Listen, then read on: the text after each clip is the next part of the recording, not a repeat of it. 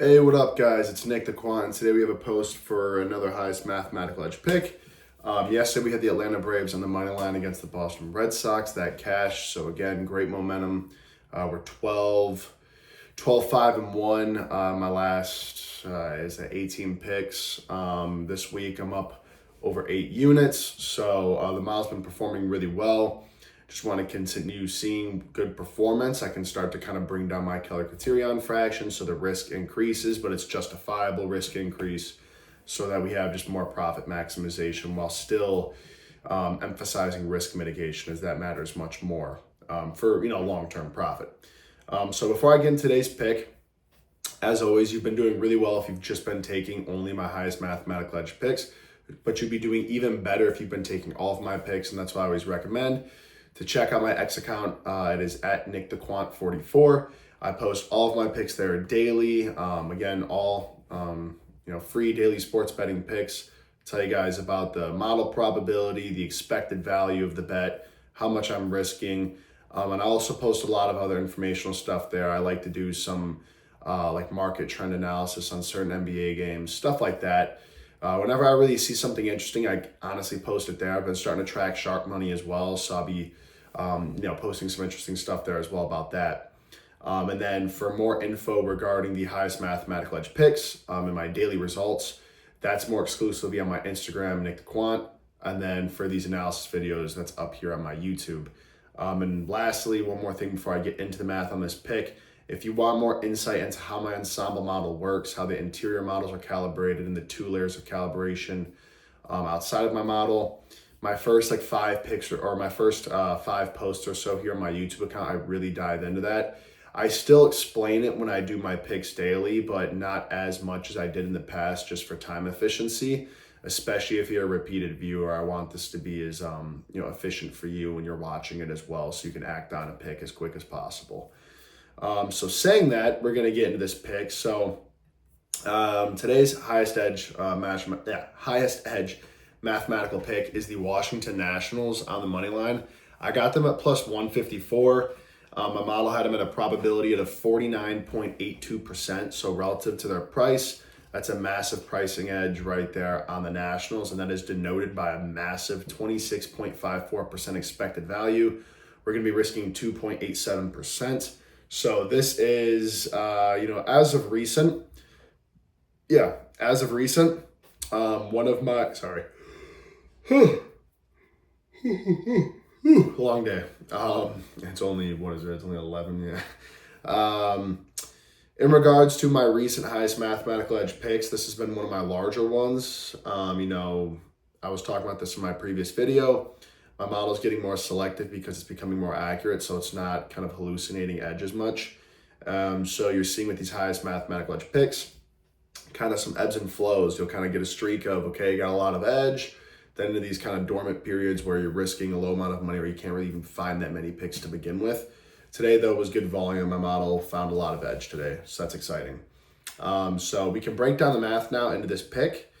We'll go over the interior models first, and then I'll go over the second and third layer calibration afterwards. And as always, the probabilities I'm going to speak on with these non-interior models are the calibrated probabilities based off of the initial predictions, and it's based off of how those initial predictions perform in the real world. So let's get into it. So Model 1 had the Guardians at a 46.99%. Model 2 had the Guardians at a 62.5%. Model 3 had the Nationals at a 53.85%. Model 4 had the Guardians at a 57.89%. Model 5 had the Guardians at a 44.44%. Model 6 had the Guardians at a 60%. Model 7 had the Guardians at a 28.57%. Model 8 had the Guardians at a 43.14%. And Model 9 had the Guardians at a 63.83%. So as far as model agreement goes, relatively split, but based on those 9 models, we can see that more of those contrarian positions, the Guardians definitely fell into rather than the Nationals. So the initial ensemble output was the Nationals at a 50.51. And I always preface this, how much the interior models contribute to this initial probability output is relative to how much sample size each of those models have in that specific prediction. So like I said, those empirical win rates, that's what those calibrated probabilities are. The more you want to rely on those, you need justification for that reliability, which is more sample size. So some of those contrarian positions may have been lower in sample size, some higher, but all of that goes into account in producing this initial output for the Nationals, which is the Nationals being favored at a 50.51 despite being plus 154 for me. So that's massive.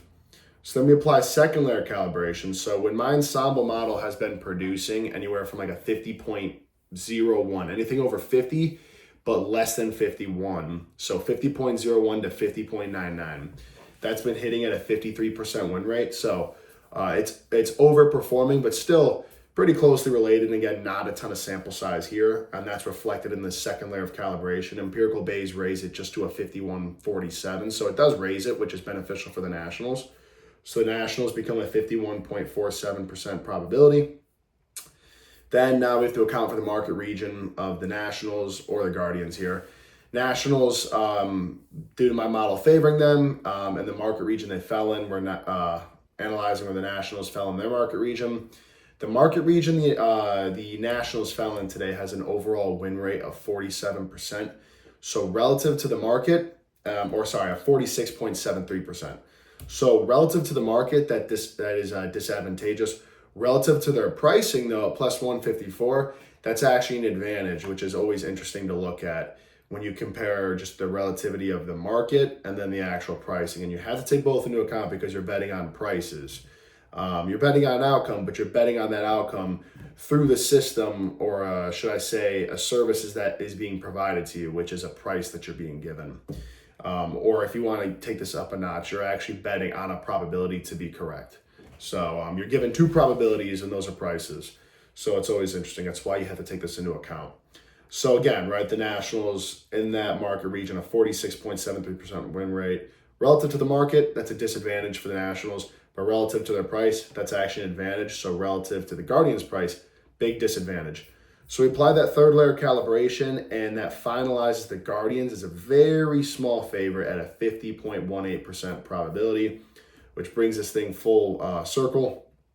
So again, that makes the Nationals, right, the complement of that Guardians 50.18, makes the Nationals a 49.82% probability at plus 154 odds. So we got massive pricing advantage right there, and the math behind this says the game is practically a coin flip. So relative to the Guardians being a large favorite and the Nationals being a larger underdog, huge inefficiency right here that we're trying to exploit. Putting down 2.87%, which for me is 2.87 units. 1% risk for me would be 1 unit. So let's lock this in. And again, if you want to access all my picks, they're up on my X account, Nick DeQuant 44. But let's continue this momentum. Really excited about this pick. Got a lot of edge here. Let's cash it in. I'll see you guys tomorrow.